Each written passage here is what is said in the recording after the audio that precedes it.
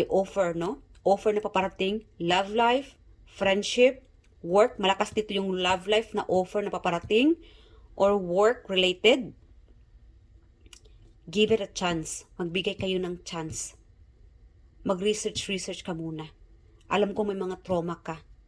May mga past issue ka. No? Mga cheater, siguro hindi, para bang dinadown mo yung yung sarili mo.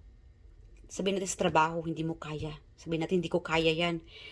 Hindi ako mag-success dyan. Give it a chance. Magbigay ka ng chance sa paparating sa iyo. Itong bagong trabaho, itong bagong offer, bagong alok, itong paparating. Nagagay malakas dito yung mensahe. Open your heart to this new opportunity. A soulmate. Yeah. Wow. Ang ganda ng mensahe para sa inyo. Guys, sorry ha. Medyo boring sa iba. Again, guys. Message. Malakas dito. Ito ang mensahe ni universe para sa inyo. Ang inyong mga guides. Kaya nga yung iba dito, yung mga guides ninyo, nagre-reach out na sa akin through my dreams. Kaya lang lately, medyo busy din kapatid ninyo at kayo na lang po ang mag-adjust. Mga kapatid? Sinusubukan ko naman talaga na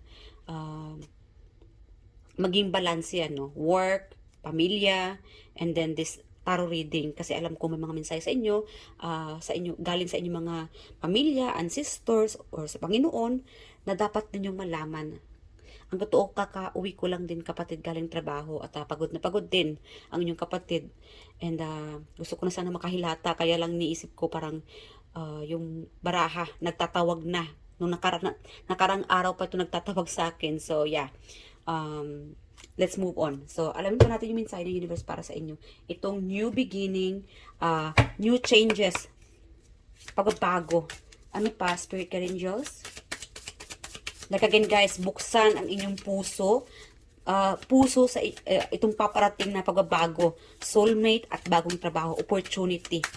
Huwag nyong i-turn down or huwag kayong maging negatibo. Huwag maging nega. Research din at don't, like again, iwasang sabihin natin na mag-judge hindi niyo pa alam, then i-research na muna. Makikibalita kung okay ba itong person na ito. Yeah. Background check niyo muna mga kapatid bago ninyo i-turn down itong paparating. Kasi ito ay pera, malakas ito yung pera, opportunity. 6 of Pentacles. Malaking tulong ang taong ito sa finances ninyo, no? Finances, like again, work. Meron naman dito na magbibigay mismo ng pera sa inyo. Mag-aalok mismo ng tulong sa inyo. Yeah. Opportunity. Pagbabago. Baka meron naman sa inyo dito na biglang paparating na offer na trabaho, Yes, wag nyo naman i-turn down agad. I-research ninyo muna bago ninyo tanggapin, okay? Alright. Wow, false person. Again, guys, meron sa inyo dito, meron admirer. Malakas talaga dito yung fire. Alam nyo guys, tinanong ko sa universe ko anong mensahe para sa inyo or yung reading ko. Lumabas itong soulmate. Tapos, yung soulmate na, ito, hold on. Nahulog sa kandila dito. Kaya nagkaroon ng sunog. Yeah. So, I'm getting this, a fire energy. It could be Leo or fire sign. You could be fire sign or you could be dealing with a person na fire sign. Again, August, Leo. Malakas dito. Maybe sometime Leo season or August or end of July.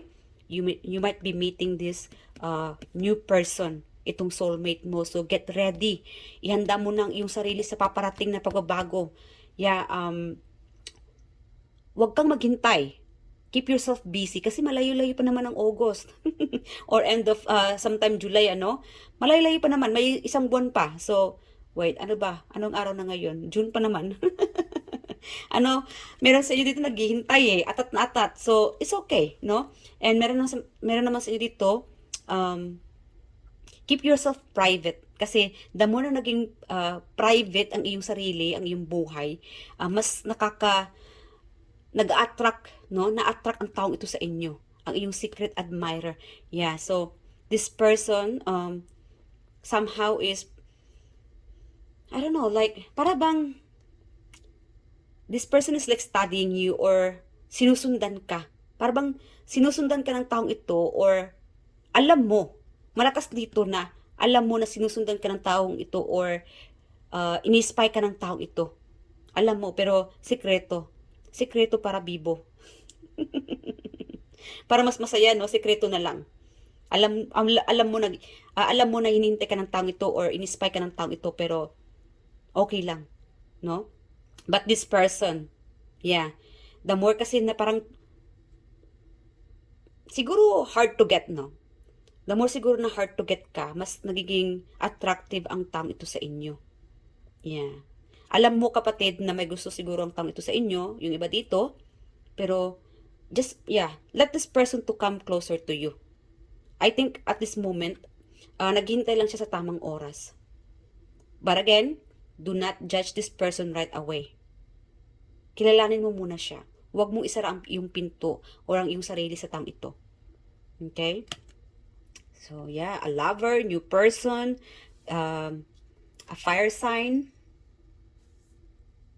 So, itong opportunity na paparating mga kapatid ay it could be coming sometime end of July. Medyo matagal-tagal pa, but it's okay. At least alam mo na. Kasi meron dito sa inyo parang naboboard, no?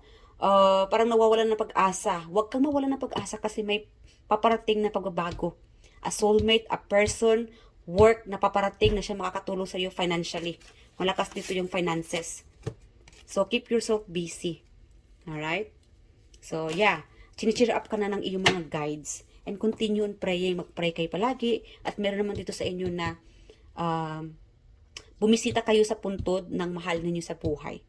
That could be the reason kaya binibisita ako ng inyong mga guides sa aking panaginip to send you this message. Baka man naghihintay or baka nagtatampo din ang inyong mga sumalangit na pamilya, ano? Or could be your partner na sumalangit na. Balo ka na siguro at hindi ka na siguro bumibisita sa kanya, very specific, no, mga kapatid. Bumisita ka naman, magdala ka ng bulaklak. Baka meron sa inyo dito, bumibisita lang, walang bulaklak, walang dala.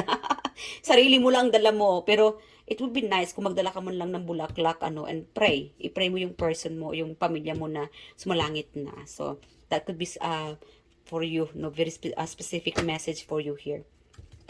So, yeah, fire sign, yeah, Aries, Leo, Sagittarius, that could be the person na magiging kadil mo in the future, or this could be you na nanonood din dito.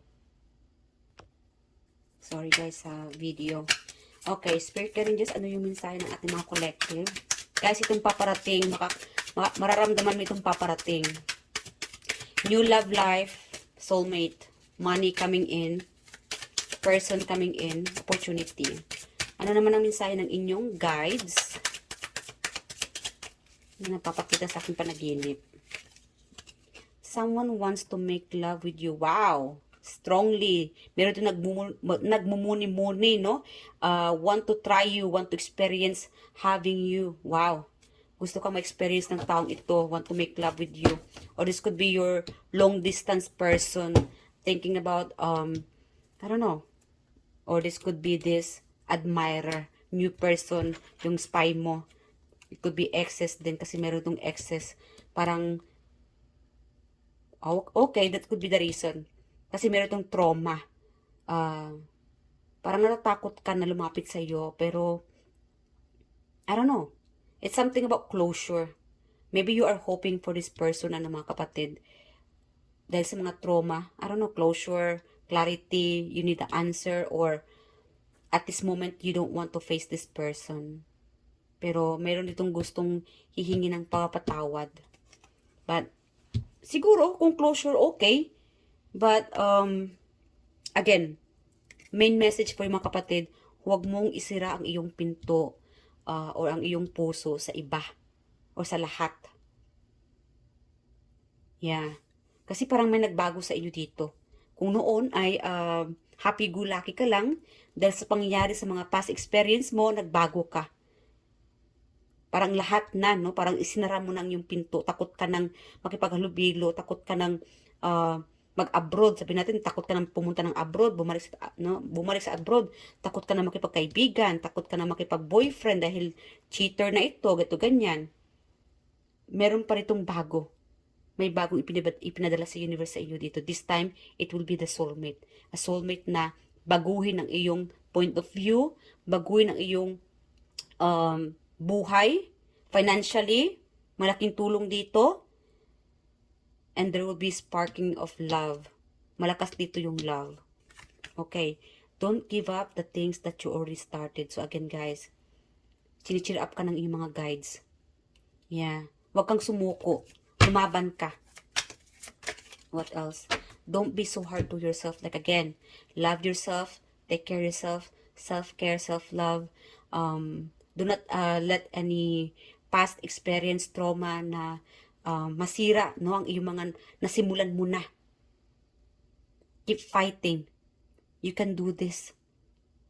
Nalulungkot ang iyong mga guides, makita kang nalulungkot, no? Parang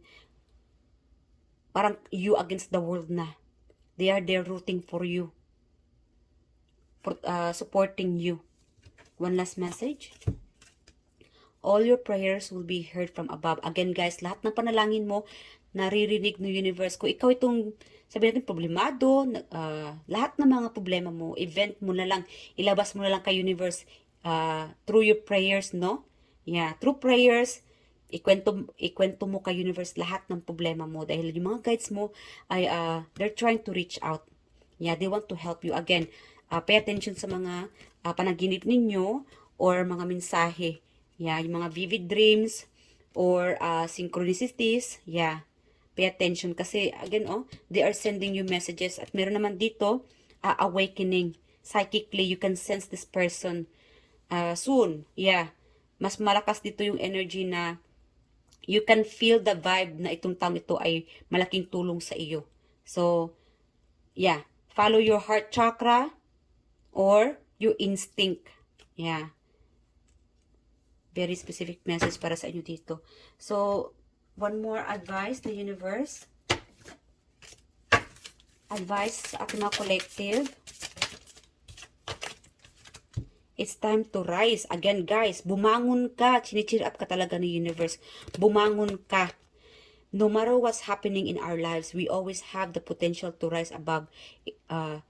Rising is one powerful choice away. Rise out of our negative thoughts or our limiting beliefs. Rise out of our comfort zone or our complaints. Rise out of our slump or out of the potato chip bag. Yeah, or potato chip bag. Get up and rise. What are you waiting for, darling? So, ano bang hinihintay mo? Yeah, wag kang magmukmuk dyan. Marami pang mas magandang opportunity dyan. May makilala ka pang person dyan. May bagong trabaho pang makilala dyan. Again, maraming bagay pa na naghihintay sa iyo. Opportunity. Hindi porke na nasaktan ka, na-betray ka, nag-e-end na. Wala nang opportunity. Again, so yeah guys, lumaban ka. Chinicheer up ka ng universe at ng iyong mga guides. Kaya nga nag-reach out sila sa akin dito dahil I think you're not following your instinct. You're not listening to any of the signs recently, no? Hindi ka nakikinig sa mga sinyalis na pinapadala ni universe o ng mga guides mo lately. So again, chinicheer up kanila. Bilog ang mundo. Hindi porke na nasa baba ka ngayon, tataas or aangat at aangat ka rin. Alright? I do hope this message encourage you, yeah, give you courage and positivity. Yeah, so happy and open your heart and stay positive, okay? I'll see you guys next time on my next reading. I do hope nag-enjoy kayo sa reading na ito. I love you guys at mag-ingat kayo palagi. Thank you. Bye!